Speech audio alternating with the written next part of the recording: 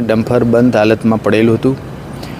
ભાવનગરથી મહુવા જતી એક sleeping coach luxury સવારના આશરે 6 વાગ્યાની આજુબાજુ ડમ્પરની પાછળના ભાગે અકસ્માતમાં ઘૂસી ગયેલી છે। તો ફરીવાર એક નવો અકસ્માત થયો છે અને અકસ્માત મિત્રો ભાવનગર સોમનાથનું જે નેશનલ હાઈવે છે તેની ઉપર આ અકસ્માત થયો છે અને ડમ્પર કોઈ ખરાબ થતા અને ડમ્પર રસ્તા પર મૂકી અને પાછળ જે આપણે રાજુલા સુરતવાળી જે બસ હતી તે બસ એને ઠોકી દીધી છે ડમ્પરને પાછળથી। એટલે મિત્રો બસને અડધી ભાંગી નાખી છે અને બસની અંદર મુસાફરી કરનાર લોકોના મિત્રો 6ના મૃત્યુ થયા છે અને બાકીના 10 લોકોને સારવાર માટે મિત્રો મોકલ્યા છે અને બસનો બધો સામાન અને બધા લોકો મરી ગયા છે। તેને લઈને મિત્રો 2 છોકરા મરી ગયા છે અને એક મહિલા એવું પણ મિત્રો વિડીયો ઉપર કીધું છે।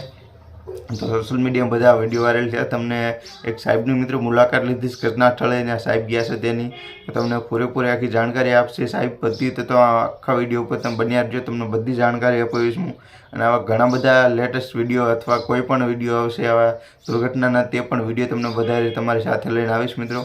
અને આવી અકસ્માત અત્યારે બહુ એટલે બધી જગ્યાએ બહુ થઈ રહ્યા છે, તો બધા લોકો ધ્યાન રાખજો અને આ વિડીયો શેર કરો કારણ કે મિત્રો તમારા બીજા પણ લોકો જોઈ શકે કે ભાવનગર મિત્રો સોમનાથ જે નેશનલ હાઈવે છે તેની ઉપર આ અકસ્માત થયું છે અને બધા લોકો અત્યારે મિત્રો આ ચર્ચામાં છે આ વિડીયો અને આ મિત્રો આવા અકસ્માત ઘણી જગ્યાએ બધી જગ્યાએ થઈ રહ્યા છે।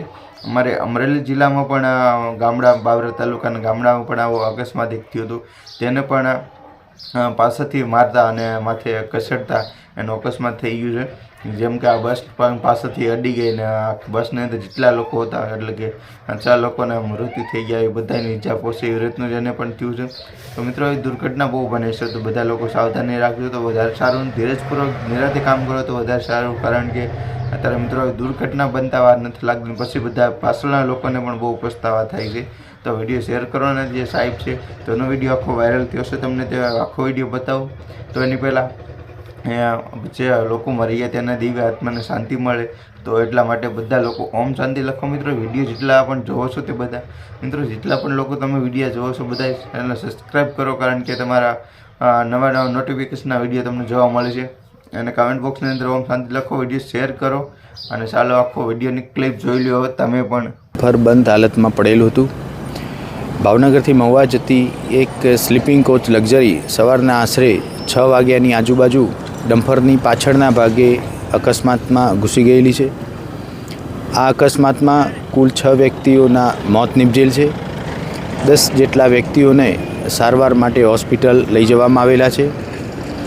અત્યારે હાલ પ્રાથમિક દ્રષ્ટિએ એવું જણાઈ આવે છે કે કોઈ કારણસર યાંત્રિક ખામીના લીધે ડમ્પર જે ટ્રક છે એ બગડ્યો હોય અને રોડ ઉપર એનું પાર્કિંગ કરી દેવામાં આવ્યું હોય। સમગ્ર તપાસ હાથ ધરવામાં આવેલી છે।